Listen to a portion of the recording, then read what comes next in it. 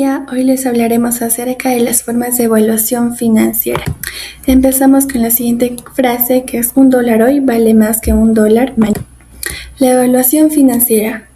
¿Cómo podemos definir la evaluación financiera? Si bien podemos decir que es un proceso de analizar un proyecto, si un proyecto es viable o no, o rentable o seguro, no solo es mirar si hay ganancias, sino comparar esta ganancia contra el costo de oportunidad y el riesgo.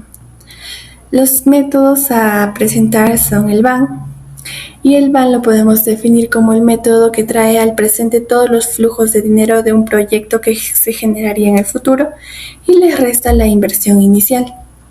Esta es la fórmula del BAN, que viene a ser menos, o sea, con signo negativo, ya que ese dinero sale de nuestros bolsillos, la inversión inicial más sumatoria de flujo de caja sobre 1 más la tasa elevado al tiempo. Ahora, para tomar una decisión debemos tener en cuenta ciertos criterios. El BAN tiene que ser mayor a 0, esto es decir, que sea positivo. El proyecto vendría a ser rentable. No solo recuperaríamos la inversión, tendríamos una rentabilidad que nos generaría una riqueza extra. Si el BAN es igual a 0, o es decir, neutro, el proyecto no nos generará ganancias, pero tampoco perdemos. Si el BAN es menor a 0, esto viene a ser negativo. Esto viene a decir que el proyecto no es rentable, no alcanza a cubrir la rentabilidad mínima, así que el proyecto es rechazado. Ahora, los factores que intervienen en estos criterios vienen a ser la tasa de descuento y el tiempo. La tasa de descuento interviene si la tasa sube, el riesgo es mayor y el BAN baja. El tiempo: cuanto más lejos esté un flujo de caja, menos vale hoy. El siguiente es el TIR. El TIR es la rentabilidad promedio anual que genera el dinero que permanece invertido en el proyecto. Esto lo podemos definir como la tasa de descuento que hace que el BAN sea igual a 0. En otras palabras, es un punto de equilibrio donde el proyecto ni gana ni pierde riqueza extra, solo se paga a sí mismo. Así como el BAN, el TIR también tiene criterios de decisión. Por ejemplo, para saber si una TIR es buena, no puedes mirar solo lo que tienes que comparar con la tasa de descuento y con el costo de capital. La TIR tiene que ser mayor, el proyecto se acepta, la rentabilidad es mayor, lo que se exige al mínimo. Si el TIR es igual, es indiferente, ganas exactamente lo mínimo. Si el TIR viene a ser negativo, el proyecto se rechaza, rinde menos de lo que nosotros queremos, así que no formaría parte de un futuro. Ahora veremos una relación entre el BAN y el TIR. Mientras el BAN te da un resultado en moneda, el TIR te lo da en un porcentaje. Si el BAN es positivo, la TIR siempre será mayor a la tasa de descuento, y si el BAN es negativo, la TIR siempre será menor a la tasa de descuento.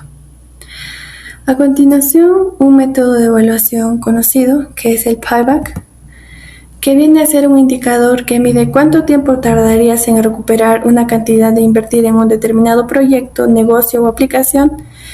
Y también podemos decir que el payback muestra el tiempo que tomará tu inversión en generar retorno, lo que puede traducirse como ganancias o utilidades. El payback es utilizado principalmente por emprendedores e inversores. Ambos usan este indicador para analizar la viabilidad de una inversión según su plazo de retorno, pero con propósitos diferentes. Ahora pasaremos a hablar sobre el payback, que es un indicador financiero que nos permite conocer el tiempo de recuperación de una inversión, es decir, cuánto tiempo tarda una empresa en recuperar el dinero que invirtió en un proyecto.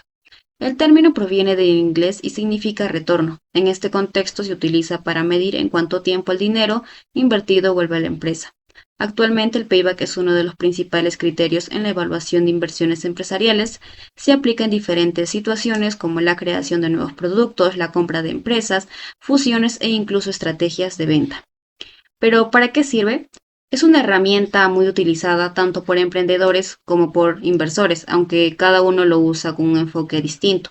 Por un lado, el empresario busca saber en cuánto tiempo recuperará su inversión. Y por otro lado, el inversionista utiliza el payback para analizar si le conviene invertir en una empresa. Generalmente se prefieren proyectos con un retorno más rápido ya que implica menor riesgo. Ahora pasaré a explicar cómo calcular el payback. Para ello se divide en dos, el payback simple o estático. Es fácil de entender, pero tiene limitaciones ya que no considera variables que puedan afectar el valor del dinero con el tiempo. ¿Cuál es su fórmula? Es el payback simple es igual a la inversión inicial sobre el saldo medio del flujo de caja en el periódico. Ahora pasaremos a explicar el payback descontado, que este método se toma en cuenta el valor del dinero en el tiempo, aplicando una tasa de descuento. Por eso ofrece un resultado más realista. Para entenderlo, primero debemos conocer dos conceptos, la tasa mínima de atracción, que es la rentabilidad mínima esperada de una inversión, y el valor presente neto, que es el valor actual de los ingresos futuros, considerando la tasa de descuento. Primero se calcula el BPN con la siguiente fórmula, que es igual el flujo de caja sobre uno más la tasa mínima de atracción elevado a la uno. Luego este valor se utiliza para calcular el payback descontado, que es igual a la inversión inicial sobre el BPN. Debido a que se aplica un descuento a los ingresos, el tiempo de recuperación será mayor que en el payback simple. Ya, continuando con la exposición, vamos a pasar a explicar los métodos contables. Primero vamos a pasar por la tasa de rendimiento contable, el TRC. Esta se encarga de medir la rentabilidad promedio comparando la utilidad neta anual promedio con la inversión inicial. Este ignora el valor en el tiempo. La fórmula es beneficio neto anual entre inversión inicial o promedio por 100. Acá tenemos un ejemplo que vendría a ser con una inversión de 100.000 soles en un plazo de 5 años. Esto nos daría un total de 180.000. Esto lo dividimos entre los 5 años y nos sale un total de 36.000. Entre 1000 nos va a salir 0.36 y multiplicando por 100 con la fórmula nos va a salir una TRC del 36%. Ahora vamos a pasar con la utilidad neta promedio. ¿Qué es la utilidad neta promedio? Esta viene a ser el beneficio anual promedio después de restar todos los costos, gastos operativos, depreciaciones, intereses, impuestos de los intereses de un proyecto. Esta se saca entre la sumatoria de la utilidad neta entre el número de años.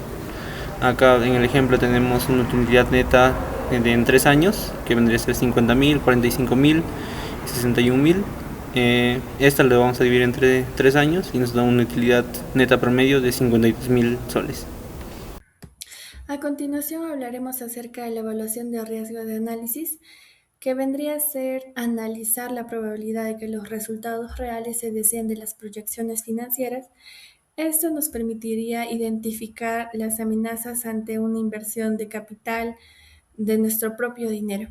Las herramientas que necesitaríamos para esto sería el análisis de sensibilidad, el análisis de escenarios y el cálculo de punto de equilibrio. El análisis de sensibilidad vendría a ser la técnica que varía una sola variable a la vez. Este vendría a ser un ejemplo el precio para ver cuánto cambia el BAN, el cual determina qué tan sensible es el proyecto ante cambios específicos. Variables comunes a evaluar vendrían a ser el precio de venta, el costo de nuestra materia prima, la tasa de interés. De esta manera identificaríamos los factores donde el margen de error debería ser mínimo. Continuamos con el análisis de escenarios, que es la que modifica varias variables simultáneamente para construir situaciones coherentes. Los 3 escenarios estándar que podemos encontrar son el optimista, la base o el probable y el pesimista. El optimista es aquel donde tenemos condiciones favorables, alta demanda, bajos costos. La base o probable viene a ser la que dicta las investigaciones de mercado y la pesimista son las condiciones adversas, las crisis económicas o la competencia agresiva. Esta nos ayuda a gerenciar o crear planes de contingencia ante estas adversidades. El flujo de caja es la estimación detallada de las entradas y salidas efectivo durante la vida del proyecto. Esta tiene 3 componentes básicos que vendrían a ser los egresos y la inversión.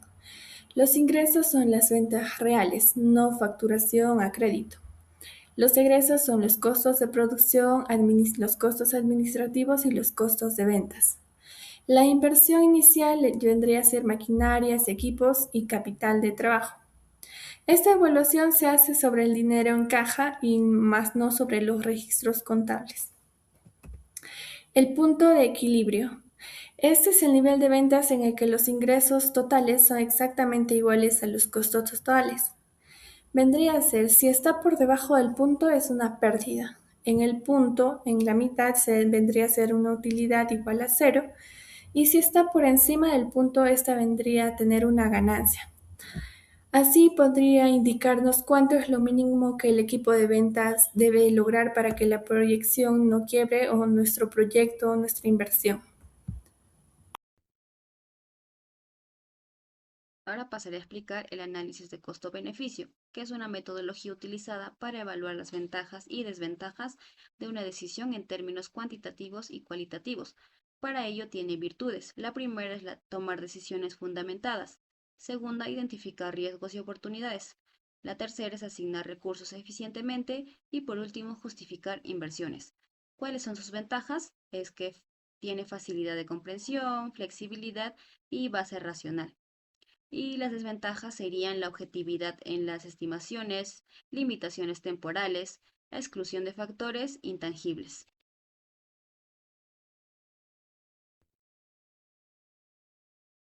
Ahora pasaré a explicar el análisis de costo-beneficio, que es una metodología utilizada para evaluar las ventajas y desventajas de una decisión en términos cuantitativos y cualitativos. Para ello tiene virtudes. La primera es tomar decisiones fundamentadas. Segunda, identificar riesgos y oportunidades. La tercera es asignar recursos eficientemente y por último, justificar inversiones. ¿Cuáles son sus ventajas? Es que tiene facilidad de comprensión, flexibilidad y base racional. Y las desventajas serían la objetividad en las estimaciones, limitaciones temporales, la exclusión de factores intangibles.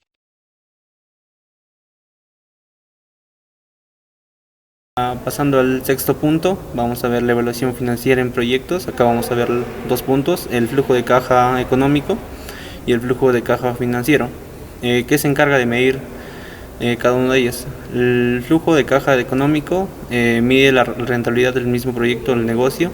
En cambio, la de caja financiero se encarga de medir la rentabilidad para el accionista o el dueño. El tratamiento de la deuda, y esta ignora la deuda, no suma préstamos ni resta los intereses. En cambio, el otro considera la deuda, préstamos, recibos y resta los pagos. El punto de partida, uno es la utilidad operativa, el otro es el flujo de caja económico. Intereses pagados, como ya dije, no se restan aquí, se consideran parte del retorno. En cambio, en el flujo de caja financiero se restan, solo un costo para el dueño. Préstamos y amortizaciones en el flujo de caja económico no aparecen, mientras que en el flujo de caja financiero se suma el ingreso del capital, se resta el pago de la cuota. ¿Y para qué sirve? Esta nos sirve para saber el negocio si es bueno técnicamente, y el flujo de caja financiero nos sirve para saber si el dueño le sobra dinero tras pagar al banco. En la tasa de descuento se suma el WACCA, el costo promedio del capital, y en el flujo de caja financiero se usa el COC, costo de oportunidad del accionista. Acá vamos a pasar a explicar el costo de capital. Este es el costo promedio ponderado del capital, representa el costo al financiar un proyecto combinado deuda, capital y su propiedad. En un ejemplo, acá vamos a poner el capital propio de 6.000, la deuda de 4.000, el total sería 10.000, un capital del 12%, una deuda del 8% y los impuestos al 30%. Como dice en el ejemplo, vamos a multiplicar el 0.12, que es el capital, por el capital propio entre el total, más el 0.8, que viene a ser la deuda, restando 1 menos el 30%, que viene a ser el impuesto, por la deuda sobre el capital de 10.000. Esto nos da una tasa, un costo de capital del 0.94%, que nos pasaría a ser el 0.9%, 94% del costo de capital.